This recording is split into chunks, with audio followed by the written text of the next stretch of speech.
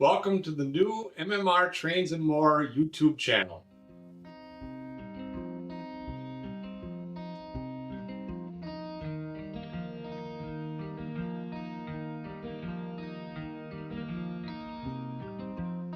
All aboard!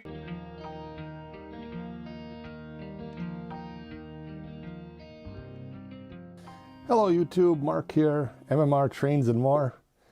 Hey, we had that video about the cement company, and that's a big industry in Manitowoc, but as you could tell from that picture I sent out along with that video, the shipyard, Manitowoc Shipbuilding, was even bigger.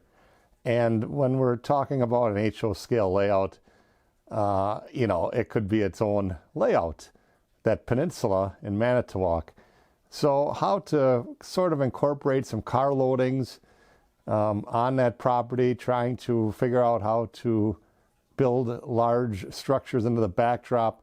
A lot of the same kind of stuff we did with the cement company, but a little bit different here. And as you can see, I had used the Walther's steel mill structures that they sold along with their steelworks. Really would make a good representation for some of the buildings.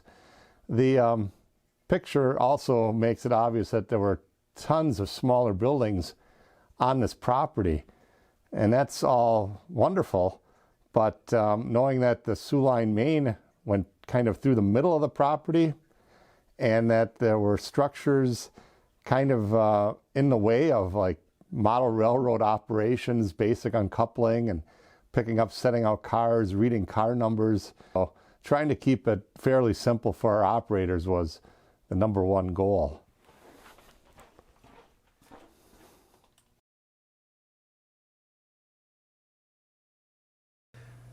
The drawing here is courtesy of the Soo Line Historical and Technical Society, and instead of rambling on about the various things presented here in these photographs, I think we'll just let them speak for themselves.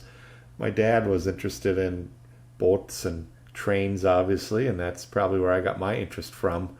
Back in the late 50s, he took his brand new, probably Kodak Instamatic or whatever they had back then, camera up to Manitowoc, and being a fixed lens camera, he had to take various shots of the front and the bow and the stern and whatever. It was just too much to fit into the frame. And luckily though for me, he provided the shots that sort of helped inspire me to build this area, but at the same time kind of discouraged me because of what the photograph showed and what I could really fit in. Two different things. Also notable in one of the shots is the Portland Cement Company, which we had the previous video on. That striped chimney is part of the cement company on the other side of the river. A lot like the cement company job, the job that services the shipyards comes across the Bascule Bridge and then onto the peninsula, as you see here. The signal indicates the fact that the bridge is lined up for the railroad and not the river.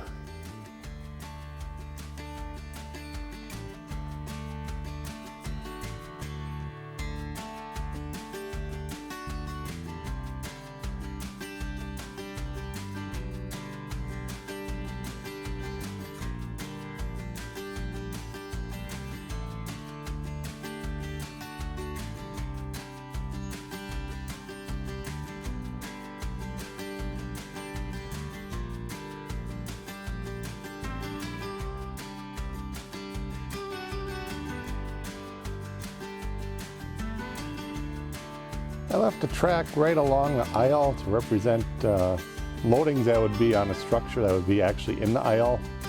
And that's really kind of a compromise, but it is, what it is.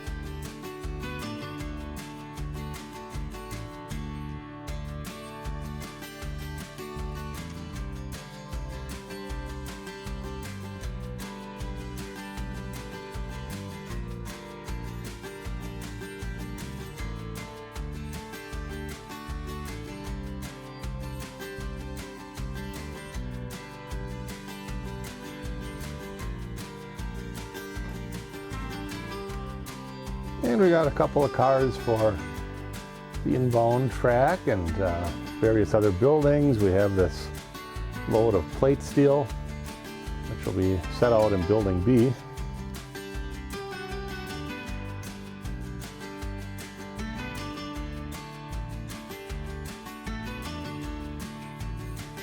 A couple more cars for the inbound track.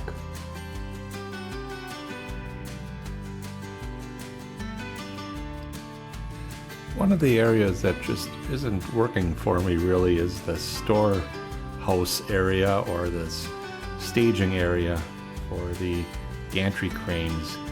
This may be changed around. I had a building here. I didn't really care for the sight line when a visitor walked down the aisle, but I'm thinking the more I look at it, the more it really needs to have a building in this spot instead of just an unloading area.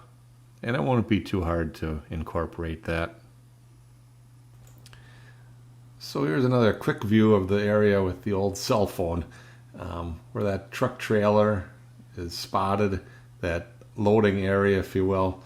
You can see there's some brickwork under there. I think it's going to make a nice foundation for a new building. One thing I want to keep in mind though is that, like I said, the sight line wasn't really what I was looking for, with height, sort of hiding that swing bridge and perhaps a little bit of the scene across the river of the cement company. So I want to keep whatever I build here maybe a story tall, maybe two, but nothing too tall. The extra track or the switchback that you see in the one photograph, well, again, to keep it easy for the operators, the maze of track work would just be too much, I felt, for keeping track of cars. And of course, you know, the further a person has to reach in, the more damage you could do. And frankly, it's deep enough that you'd have to step up onto a little step stool of some sort to reach to uncouple. So it wasn't going to happen. I figured I could maybe squeeze in some tighter radius and use kind of a Mack diesel locomotive, you know, maybe owned by the shipyard itself, owned by Manitowoc Shipbuilding. I'm not sure if they had an arrangement like that back in the 50s, but they had to move the cars around the property somehow. I think the Soo Line would have been kept busy there for an entire shift otherwise. So they obviously had some sort of way, at least in my mind, to move the cars around. And I thought an old Jordan Models Mack locomotive would be ideal. That's still on the workbench waiting to be put together. It'll be a static display. And again, it would move around the Soo Line cars, these flat cars pictured here, maybe out of the plate shop or erecting buildings for, you know, moving parts, motors, whatever, over to this crane area. And, of course, there were cranes all around the peninsula. So, you know, where you would put a floating dry dock or what you want to do in this particular area, pretty much freelancing. I'm thinking about just going with maybe the back of or the front of a Great Lakes ship. You can see here I have sort of a barge sitting there right now. I'm not sure really what I want to do there yet, but it should be interesting. So to wrap up the video, I can't really finish it without talking a little bit about my mentor in the hobby, Don Manlick. He built this bascule bridge that I've been talking about the last several videos, and after he passed away almost 10 years ago already, I inherited the bridge, and as well as the swing bridge on the other side of the peninsula. So you can see here he was quite proud of the model. It's older than I am, all built out of wood, not styrene, hand rivets, really a beautiful model. Eventually the ships just got too big to effectively build at the Manitowoc facility. The last one in 1960, the Edward Ryerson, they actually had to chop away part of the riverbank to get it around that big bend in the river. So shipbuilding moved up to Sturgeon Bay after that. The saddest end, I suppose, is this image here of the car ferry, City of Saginaw 31, which was in Manitowoc for, I believe, a conversion of some sort, out of service.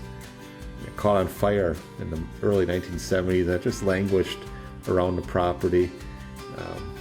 I can't tell you exactly when the shipbuilding operation stopped entirely. Today, the peninsula is used for heavy fabrication of cranes. The last one several years ago for the U.S. Navy, and one is now heading out again probably later this summer to the East Coast. So although the ships are gone, the legacy of the shipbuilding company, the submarines they built for World War II, and the Soo Line railroad that served it may all be a thing of the past, but the memories live on. Now, if you would be so kind to subscribe to my channel, I'd appreciate it.